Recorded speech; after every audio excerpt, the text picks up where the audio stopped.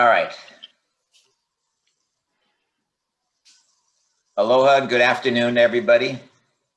My name is Jeff Bloom. I'm the president of AFCEA Hawaii chapter, and I would just like to welcome you all today. We have a fantastic event planned, and we have a lot of people registering and already logged in, and we always give it a minute or two for people to get in and get settled.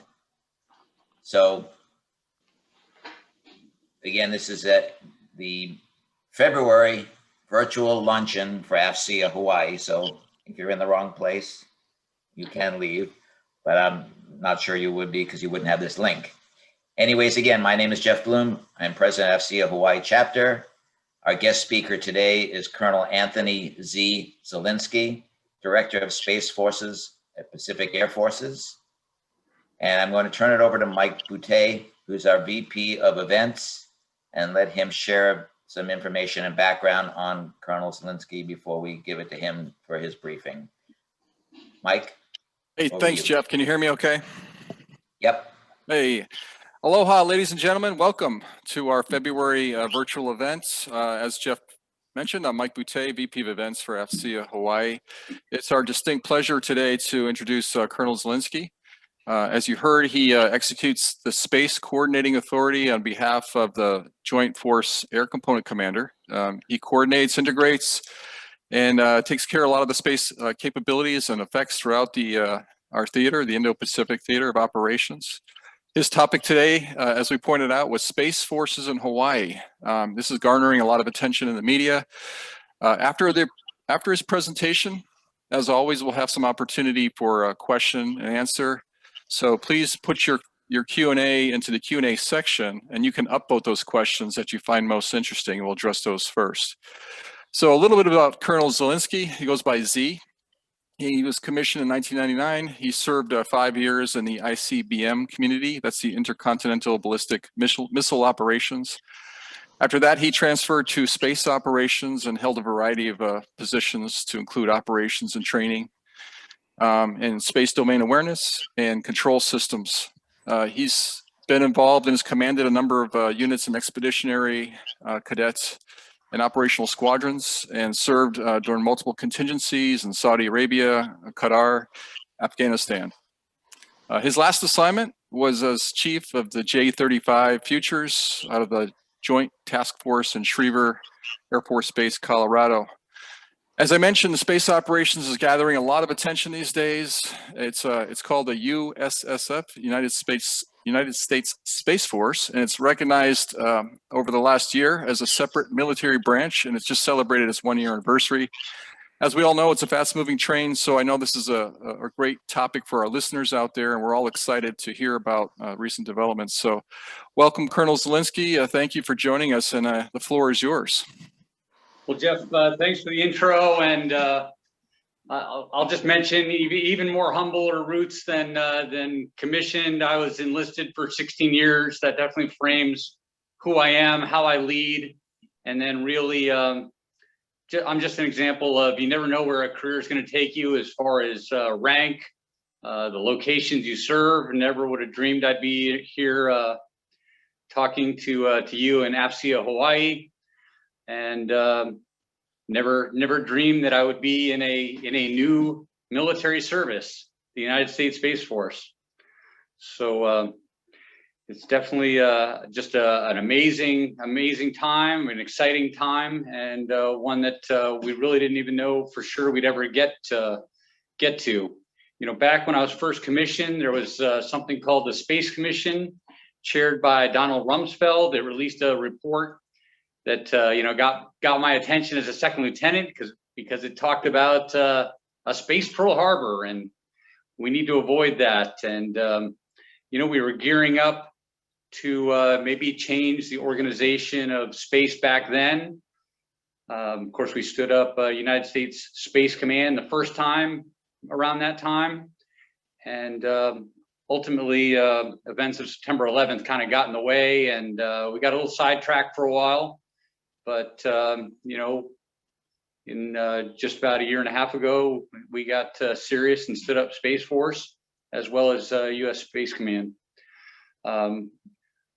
I'll say, to this crowd for sure, there is no utility from our space capabilities without the ability to be able to send commands up to satellites and get the data down. So that's all about the networks and comms architectures that a lot of folks in this audience are part of, and stitching together cobbled architectures and making them work, or coming up with new and innovative ways to make sure everything's connected. All right, I think we'll go to the next slide. All right, next one.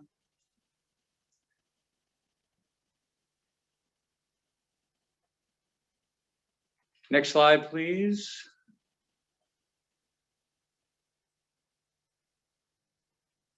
All right, while you're getting there, okay, so I mentioned the establishment. There's been a fair amount of confusion, so I look forward to your questions here later as you munch, relax, and formulate those questions. But part of it is U.S. Space Command was reestablished in August of 19, and U.S. Space Force, the service, was established in December of 19. So there's just a lot of confusion. Of course, the United States Space Command is a warfighting joint command, and U.S. Space Force is a service. So all the services serve under the executive branch under the president and under the Department of Defense, as this chart shows. And then an acronym that you're starting to see more and more, especially if you're an airman, is DAF, for Department of the Air Force. I really hadn't seen that much before, but what that acronym means is, as a department, the Air Force consists of two services, both the U.S. Air Force and the U.S. Space Force. So two services, one secretary, and then two chiefs: the Air Force Chief of Staff and the Chief of Space Operations, General Raymond, overseeing the United States Space Force as a service. And the other thing this chart shows is, we follow a similar construct to the Department of the Navy, in which there's two services, both the U.S. Navy as well as the U.S. Marine Corps. On the bottom, the sixth branch, the first time in over 70 years, we've established a new branch. And a little aside on that, we were established with the National Defense Authorization Act, and General Raymond shared that he thought the NDAA was going to give him a year to establish a force and a new service. And in the end, the way the language was, upon signature, the service was established. So giddy up and get on with your new service. All right, now we'll move on to that next slide. And in establishing a new service, of course, you might have different thoughts on how your service is going to be organized. I'll say one thing is a service, where we're headquartered. So all the services are headquartered in the Pentagon, and Space Force is no different. So that's where General Raymond, his office is. That's where he lives, and that's where he presides over the service. So as Chief of Space Operations.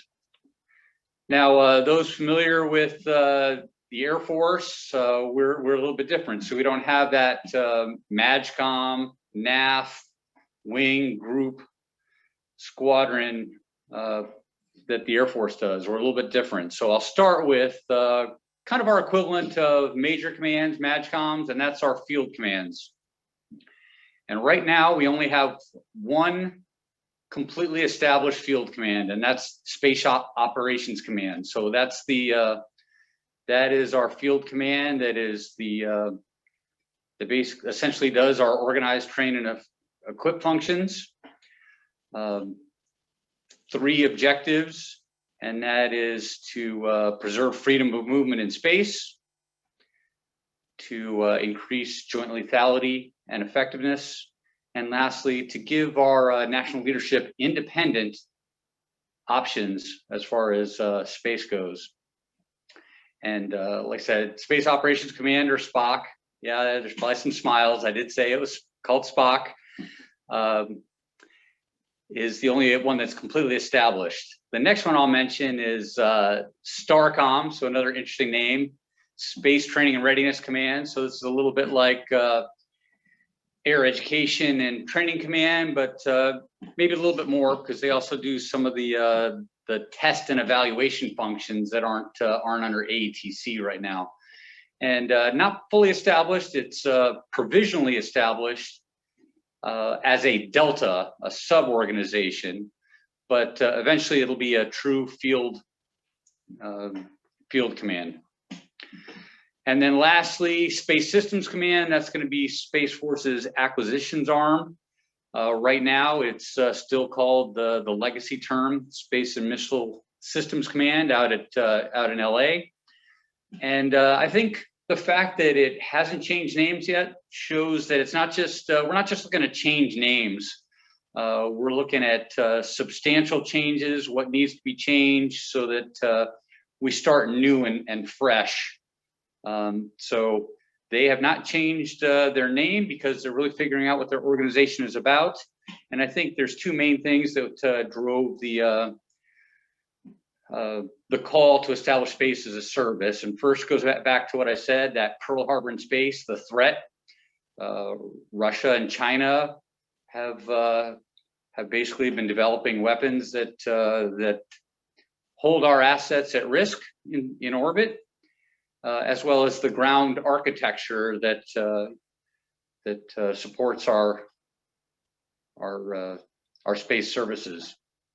So the threat was definitely one, and then the other is all about why we're not just changing names from SMC to Space Systems Command, and that's getting after the formerly disparate acquisitions that weren't necessarily performing to where they needed to be, and they weren't necessarily organized properly. So getting it, taking the time to do it right this time.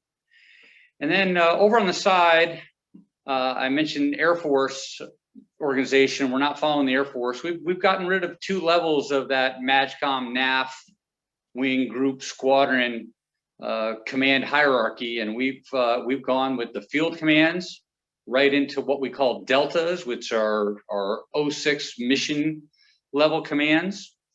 And then something you'd be familiar with is the squadron commands that are typically going to be 05s. And a little bit more on those deltas. So I've already mentioned one, and that's STARCOM provisional is its own delta right now before it's promoted to a field command.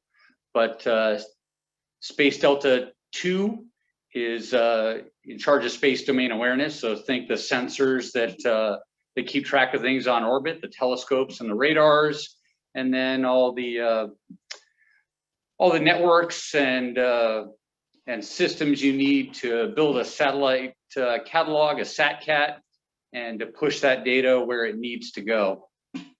Next up, we've got Space Delta 3 or DEL 3, and that's space electronic warfare. So offensive and defensive space control. So that's DEL 3. DEL 4 is missile warning. And that's an interesting reorganization for those familiar with the Air Force, in that we previously had ground radars that did space situational awareness, now more commonly called space domain awareness. They did their primary mission was missile warning, looking out on our coasts and looking out for missiles coming our way. But most of the time they were tracking satellites and debris on orbit. So rather than align them under Space Delta 2, they align them under Space Delta 4, missile warning, their primary function. And obviously they share data with Space Delta 2. Space Delta 5 is out at Vandenberg, and that's the C2 Delta, so command and control, mainly done through CIFSIC and the Combined Space Operations Center. Now, this audience, Space Delta 6, is is all about cyber ops. So that's where your 21, 22, and 23 SOPs, Space Operations Squadrons, are located under the Cyber Delta. And 21 SOPs does the satellite control networks, the ground networks of GPS out in the Pacific, and also the Western Range that supports our launches out of Vandenberg. And then 22 SOPs is out at Schriever, so the hub of where we do our satellite command and control, or SAT-C2. And then 23 SOPs is kind of the 21 SOPs equivalent, but out in the east, out in the Atlantic. We also have the 61st and 62nd Cyber Squadrons that are looking out for keeping track of networks and basically defending our networks in conjunction with the Cyber Defense Correlation Cell for Space out at Schriever. All right, so that was Space Delta 6. Space Delta 7 is all about intelligence. We definitely need folks that are focused on space-related intelligence, and Space Force is concerned about any threat that can affect satellites, and that includes left of launch, direct to send ASAT. So you got to keep track of things on the ground, not just on orbit. So anyway, Space Delta 7 focused on intelligence support to the service. Space Delta 8 is SATCOM and NAVWAR, so think satellite command and control and commanding and controlling the GPS constellation. And then lastly, something fairly new and something never would have thought I would have heard in the same sentence, yet alone here in the unclass and even public forums, is Space Delta 9 is their mission they're charged with is orbital warfare. So an area that is definitely being developed as we speak. All right, I imagine I'll get questions on that, but we'll hold them for later, and we'll go on to the next slide. All right, this speaks to some of the numbers, and also kind of shows what we're valuing. So the very first folks, of course, the very first, we essentially had a Space Force of 1 back in December of 19, and that was General Raymond, Chief of Space Operations. Then we had Chief Toberman, and so the senior enlisted leader. Next up, we had the class of the Air Force Academy, so 86 cadets that were going to go on to Space Force jobs, became part of Space Force. And then what we had were kind of tranches or waves of people that were transferring. And the first one was as expected. The space operators, the officers in the 13S career field, and the enlisted members in the 1 Charlie 6 career field all had an opportunity to volunteer to transfer to Space Force. There were no mandatory must transfer. So if you wanted to continue serving in the Air Force, you weren't going to be able to serve as a space operator anymore, because all those billets were going to go to Space Force. But you had a chance to stay in the Air Force and cross-train. So nobody was forced into Space Force, all volunteers. So I think that that first wave was about was a little over 2,000 folks, and the next wave was what we call the common AFSCs, serving in the ranks of E8 and above. So the common AFSCs, things that we knew Space Force needed to have and valued. So acquisitions and engineering, 6.3 Alpha, 6.2 X-ray folks were given an opportunity to try to transfer into Space Force. And then cyber folks, so 3 deltas on the on the enlisted side, 17 Deltas, 17 Sierras on the officer side. Then the intelligence officers and enlisted, and all given a chance to transfer. And that was a smaller group because the ranks, higher ranks. And then most recently at the end of the year and transferring, potentially this month, a lot of them, depending on whether their paperwork was on order and their preferences, were the E7s and below. So I can speak to the numbers here on Hawaii. There were more than 70 folks here in Hawaii that transferred under that wave of transfers. Now, a lot of them are serving in their Air Force billets for now, knowing that they're going to serve their time and then deros into their first Space Force billets. So we think of those folks. We try to push out information to them, and if we find out that for some reason somebody isn't getting information, definitely the Director of Space Forces staff, we're 4 strong, but love to support anybody out there that wants to know more about space. And then there's a box there that I've left out for now, but something that we're supposed to be a lean and agile force. More on the lean in a little bit. I think I spoke to the agile as far as when you reduce levels of command, like we did from 5 to 3. It's under the hopes that we're going to be quicker in processing and more agile. But first, lean, mean, and digital. So one of the things that we value and we consider ourselves a digital service is software coders. And there was an example in the news. We're still under a legacy SPADOC construct as far as getting all the observations from all our sensors, doing space domain awareness and building that satellite catalog and pushing it out. But one of the heroes was a coder that figured out, with not too many lines of code, found a better way of doing things. So General Raymond seized on that and started looking for coders. And the plan is to hire into Space Force, a few hundred coders to get after those quick wins. Where can we, with some lines of code, do things better than we've done before, without kind of those necessarily long acquisitions timelines that we have to deal with traditionally. And then I'll backtrack again and speak to the lean.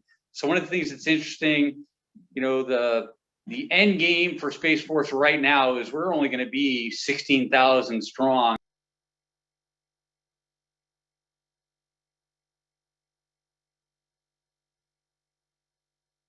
Call during this, but I'll be digital because I just handled that multitask pretty well, even for an old guy. But I was comparing the lean Space Force, 16,000 strong in the current projections, to the Marines that are traditionally thought of as the smallest service, but they're over 180,000 strong.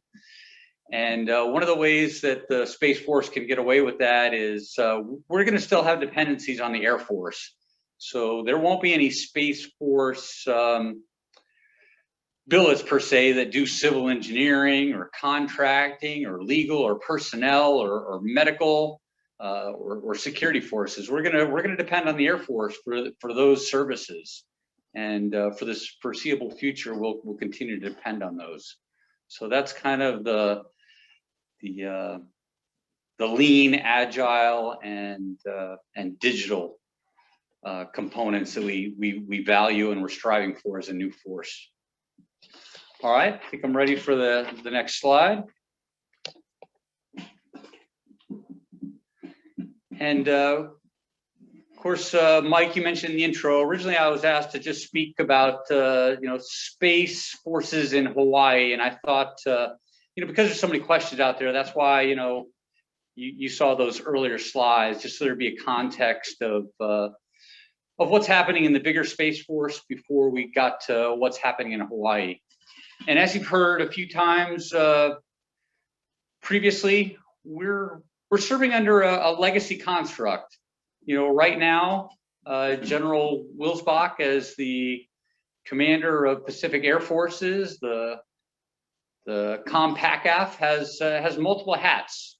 You know, most of us are familiar with the JFAC, Joint Forces Air Component Commander. Another hat he has is the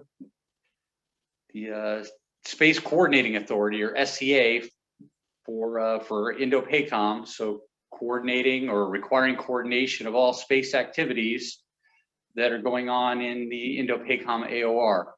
So that's a legacy construct, and my current position, the Director of Space Forces, is a legacy construct. Day to day, I do that space coordinating authority function on behalf of General Wilsbach.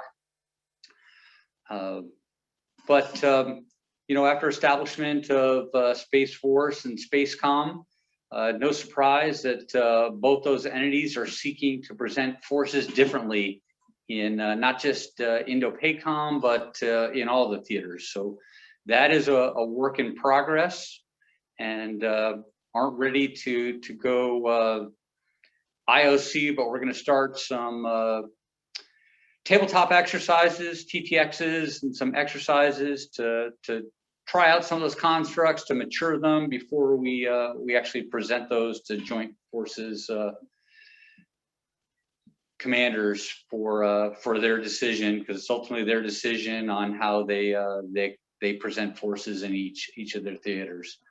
But it's been great working with General Wilsbach. He definitely has space on his mind.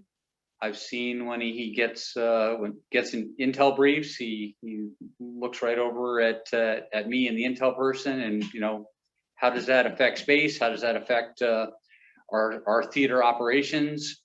And it's great serving under this construct, but it's also great being part of the change.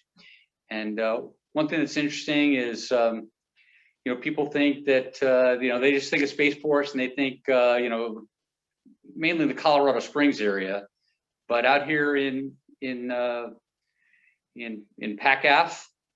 we with active duty civilians and contractors, we have a few hundred Space Force billets.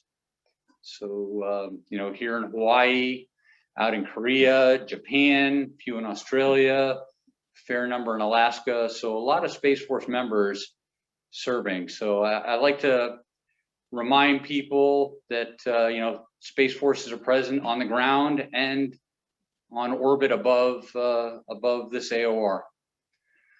All right, so that's the last of kind of my slides and you know, the preparation. It looks like I'm pretty close to the mark as far as timing, and I'd really love to hear what questions are out there. So over to you, Mike. Hey, Z, thanks so much. Great overview of what's going on in the AOR.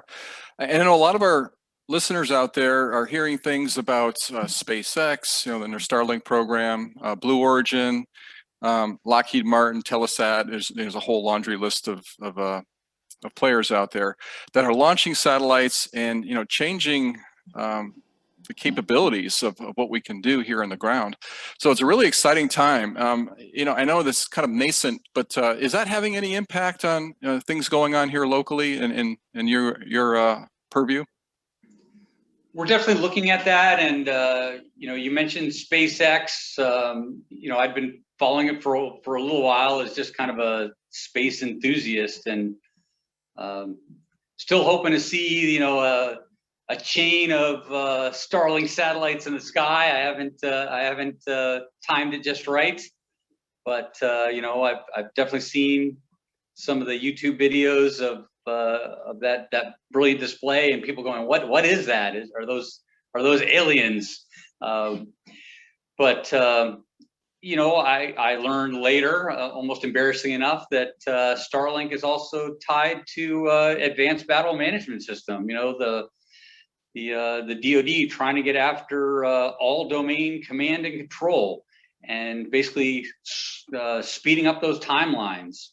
and tied to, you mentioned SDA and the Space Defense Administration, you know, one of those organizations that would be expected to fall under Space Systems Command. And part of some of that disparate acquisitions architecture we have with SMC, Operational Responsive Space, and SDA, and trying to get those all under one roof. But amazing times, and certainly Starlink went over 1,000 satellites in their low Earth constellation. It'll definitely speed things up, and obviously depends on high technology. Instead of just going up on one geosynchronous satellite, 22,300 or so miles away, or, you know, I'm used to talking to air guys, so 117 million or so AGL. You know, it's going to reduce the latency and make things quicker and be able to transport data much faster.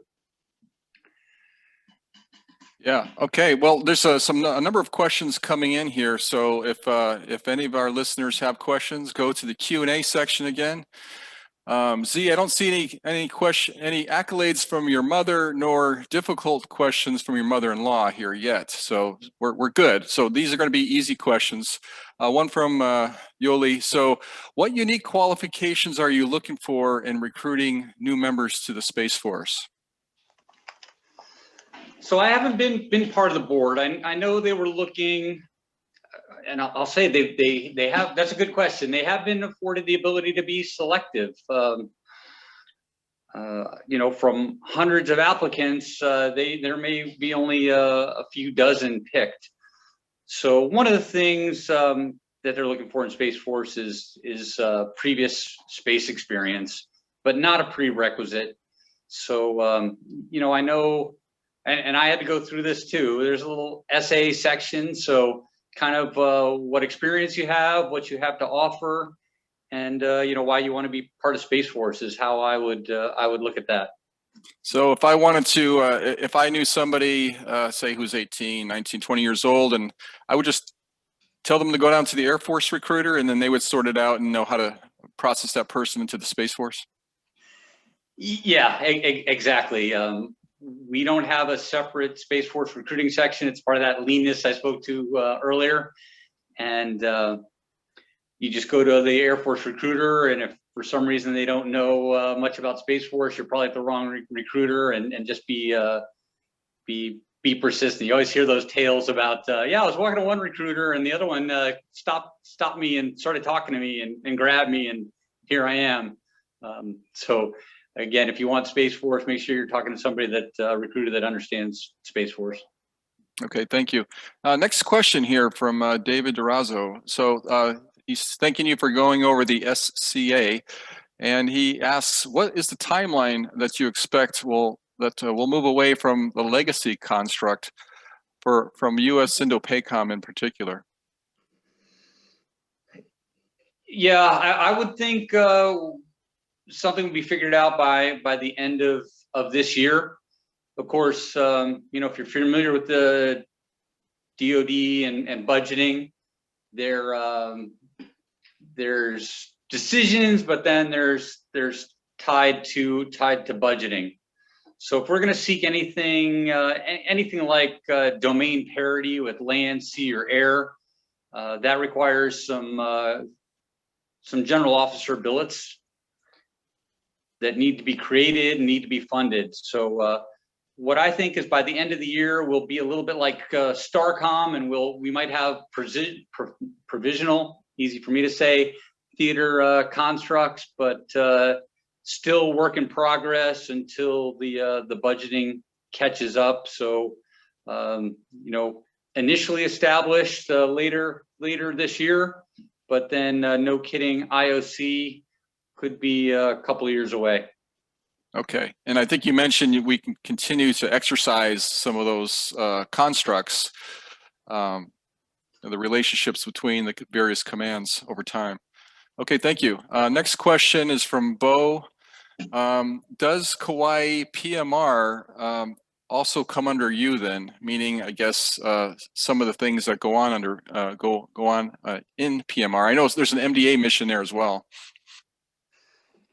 Yeah, so that's part of the things. That's some of the things that are being figured out.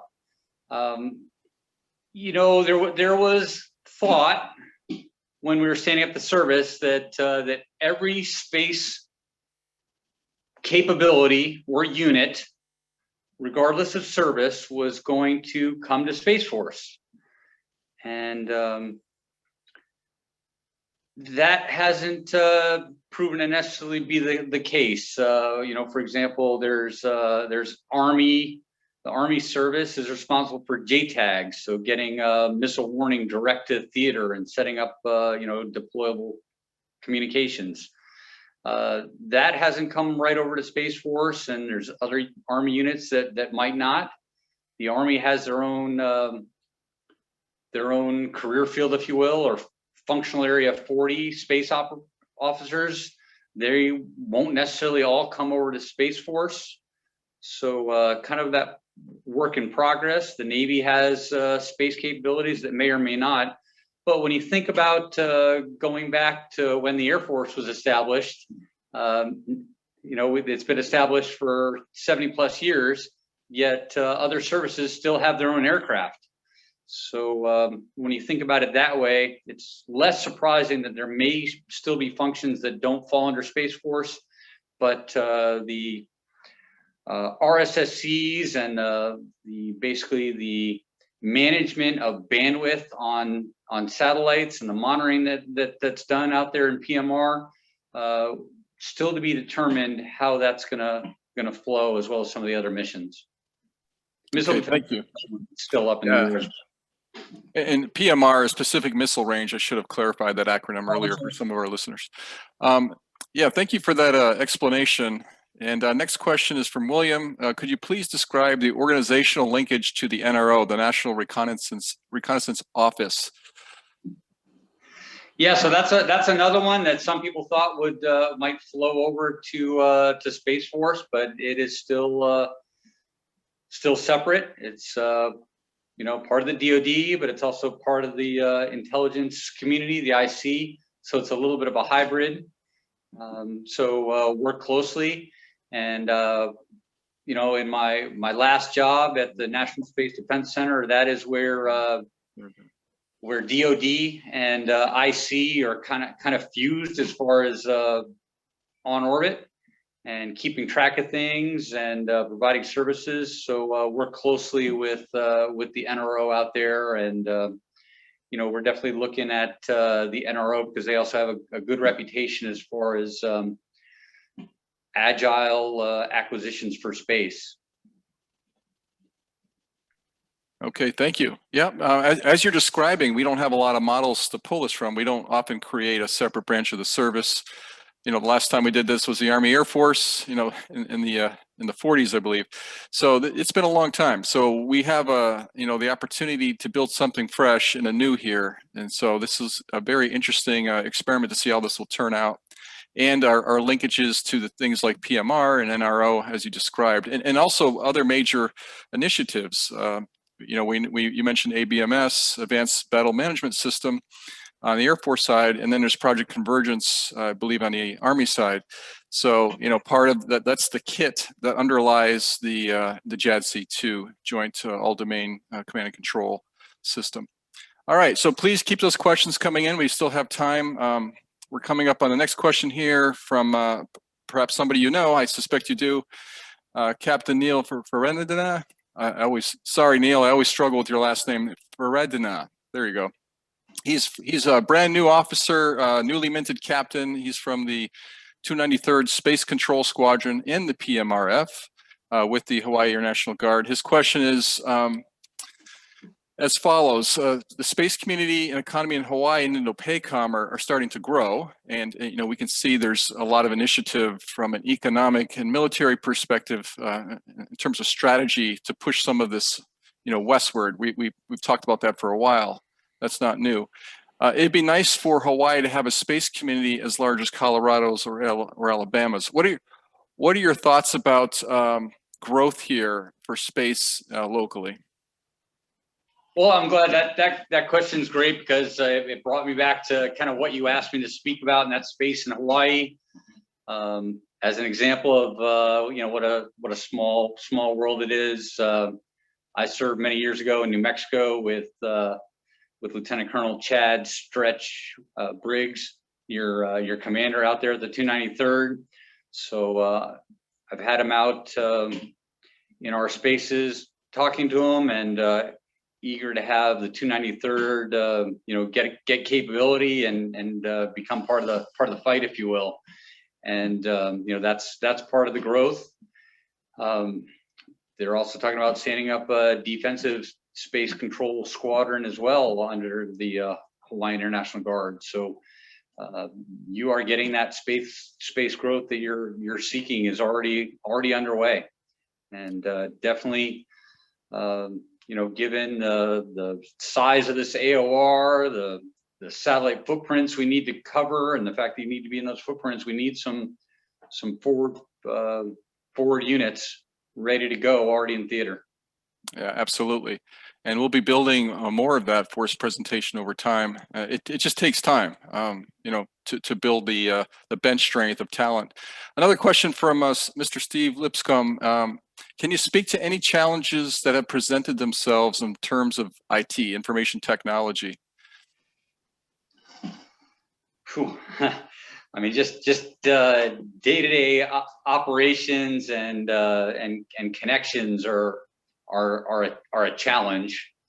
Then you add things like COVID and the increased bandwidth and teleworking, always a challenge. And we haven't even talked about an adversary in the loop. So that's something I always worry about. I kind of long in tooth, been around for quite a while, and I was deployed during Desert Storm when we got orders out by printing them out or putting them on disk and flying them out to carriers and different bases. And one of the things I'm always concerned with is could we retrograde and fight today, or are we so dependent on networks that we may or may not have that we would be paralyzed. So that's kind of my biggest fear that I think of, but definitely a huge challenge is how do we make sure that we preserve the networks and ultimately our ability to fight. Yeah, well said. And it kind of ties into Delta 6 that you talked about earlier, the cyber components of the new Space Force. Great question and answer. So next question, what are the top needs from industry to support the space mission in Indo-PACOM AOR? Yeah, I would say, think about it. I tend to be kind of a little bit of a pessimist on things. And if you told me 10 years ago that there'd be a Starlink constellation with over 1,000 satellites doing sat-to-sat transfers and seamless to a ground user, I would have never believed it. So we need those visionaries out there to prove skeptics like me wrong. So if you're one of those visionaries in industry or academia, love to hear from you. Yeah, great answer. About well over a third of our audience is from industry, so they're very interested in supporting this mission. So opportunities for more topics and discussion in the future. Thank you. Next question: what are the? Oh, sorry, that was the same one. So this is from Bob Takao, and he's asking. He's a high school counselor. He's interested in applying. And he's working with students, and they may be interested in applying to military academies and ROTC. What should he advise them when they ask about trying to get a commission in the Space Force? This is similar to an earlier question. Yeah, that's great, and that gives me another great tie. And I'm sure he'd appreciate this. Stay in school, study hard. It'll be a mix, but ultimately, we want people to be STEM savvy. One of the things we did as a new service is we did a public outreach called Distember, little play on words there, where we that was my first go at having kind of a podcast webinar, and I did it with middle schoolers, and if you can imagine, after doing a Q&A with middle schoolers about space, I'm prepared for anything. So I would say, study. I was previously an avionics guy. Did not really know much about the physics involving orbits and space until I started. If somebody is interested in that in high school or middle school or even elementary school, and they're getting out, they've downloaded the Heavens Above app and are looking for those overhead Starlink constellation, Starlink flybys on a clear night, then they're way ahead of the game than I was. So so study, show an interest, and then go ahead and throw your name in. Yeah, thank you. Just a shameless plug for AFCEA Hawaii. We do have many scholarships available, and we've given over $120,000 to STEM students in the last year. So just for the listeners out there. All right, we have time for one more question, then I'm going to turn it back over to Jeff. I know you have a busy schedule with other meetings and such. So last question, are we linked to other nations' space personnel and their assets within the AOR? This goes along with it, maybe the intelligence and information sharing. Wow, that's if I couldn't have planted a better question, because those partnerships are valued in every chain of command I'm part of. PACAF, Indo-PACOM, Space Force, and Space Command. So the short answer is absolutely. COVID has put a little bit of a slowdown, but Japan, for example, has already stood up the first space operations squadron, their own space operations squadron. They're standing up a space operations center. I was part of an exercise with the Japanese when I was still at Schriever, and anxious to be closer to them here in theater. Korea the same, and name a country, they all are interested or I'd say a lot of them are interested in partnering with the U.S. So absolutely partnering with nations and looking to do better, and looking forward to some exercises. And some of it is just they want to visit Space Force bases. They want to see how we train, how we're organized, watch some of our exercises. And then ultimately get into some of that sharing where their sensors are feeding into our networks. That some of that already occurs. Then, if the space support requests that how we make operations more effective through space services, that's how we do it now. So if Marines want to predict GPS before they do an amphibious landing, we can get some products to them to predict how accurate GPS is going to be on that day. We do the same thing for space services and effects, and ultimately love to have it where a space support request comes in, and it's not necessarily a U.S. capability that's providing that service, and a space support request could come in from a U.S. entity, or it could come in from a partner nation and be serviced by any one of the partners. Well, Z, you've done a great job. Any closing comments before we wrap this up and turn this back over to Jeff? No, I'll just say, Mike, it was great sharing this my story, my experience. Jeff, great job with the organization, and Evie in the background making all this look smooth. This was all a great experience and much appreciated. Okay, mahalo, and thanks for educating us on a great topic. Jeff, over to you, and for some closing comments. Thank you, Mike, and Colonel C. Thank you very much. I actually, you brought up Starlink, and something I've tried to see a couple of times when I went on the mainland. Haven't been able to see it here, but I keep putting in my coordinates and seeing when you need a clear sky, obviously, and other things, and not that many times when it's coming over your head.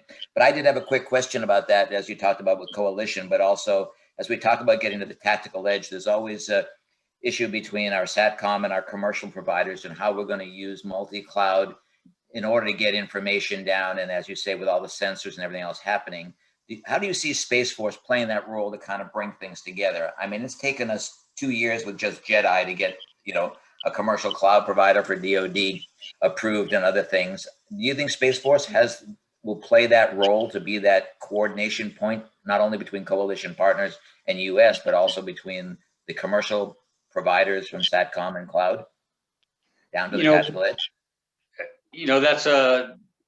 That is a great question. On the service side, Space Force on the organized, train, and equip could be part of that, and the interoperability part, because obviously that's part of the equip. U.S. Space Command is looking at assuming potentially that bandwidth traffic management that they're not really part of right now. So that is part of it, and it really speaks to something that I didn't realize was so complicated. Is we talk about contested domain, and when there's SATCOM users on a certain bandwidth, we always just say, oh, we'll just offload those users onto other bandwidth, and ultimately it is much more difficult than that. And kind of some of those good ideas that are in work have been launched but not necessarily implemented.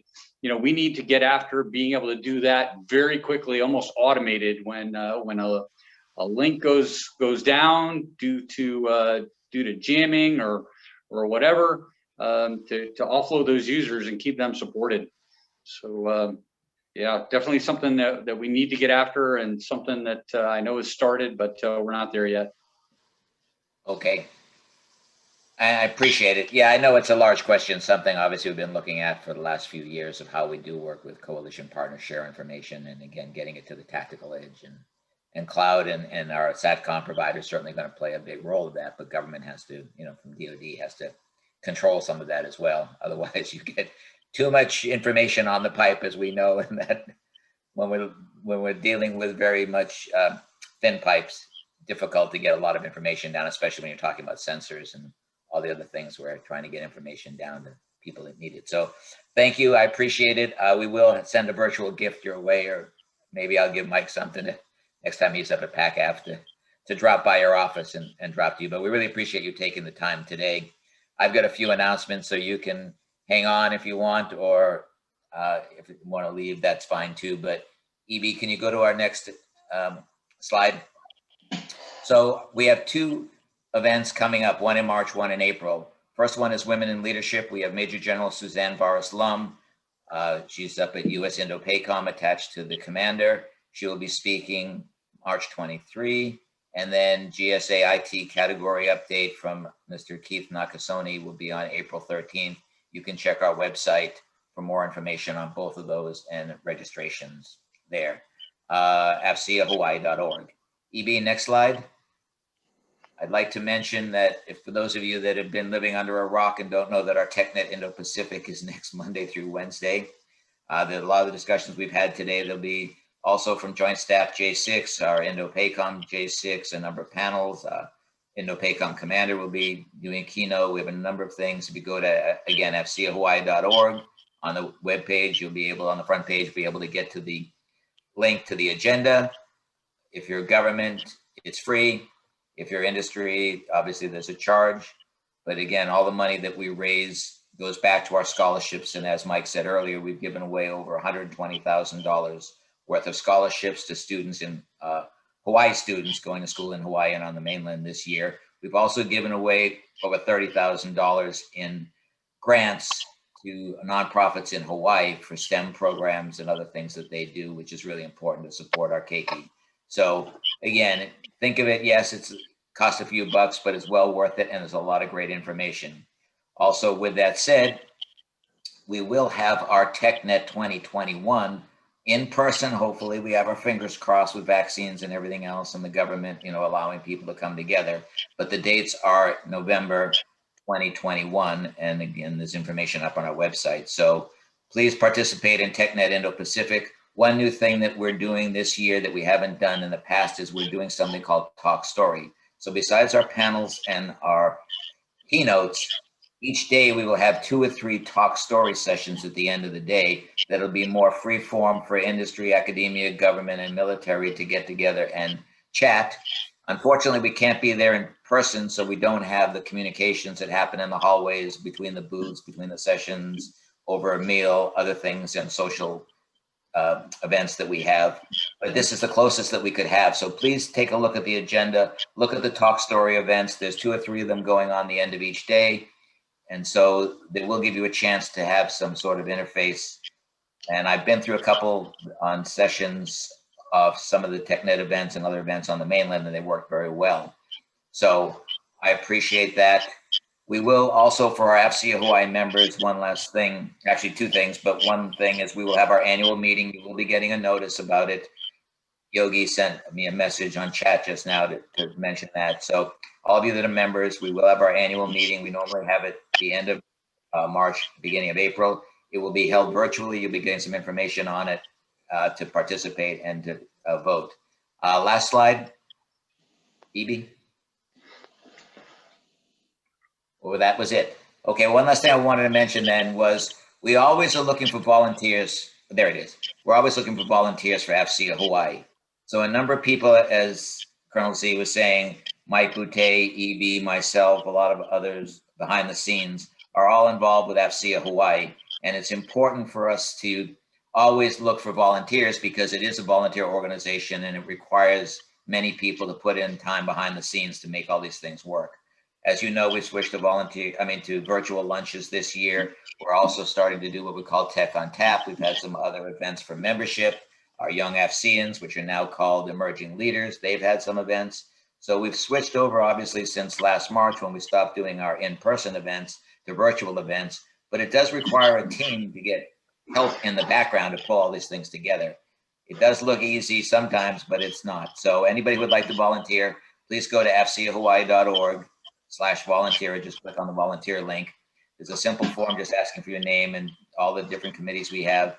You can choose one or multiples, and then we'll reach out to you and talk. But we're always looking for people. So again, please volunteer. Please come to TechNet Indo-Pacific next week. And we look forward to seeing you at the end of March with Major General Boris Lum. With that, I'm going to sign out. Thank everybody again for your time today. Colonel Z, thank you very much for your time. Hopefully your daughter was impressed. And we'll see everybody next week at TIP. Aloha.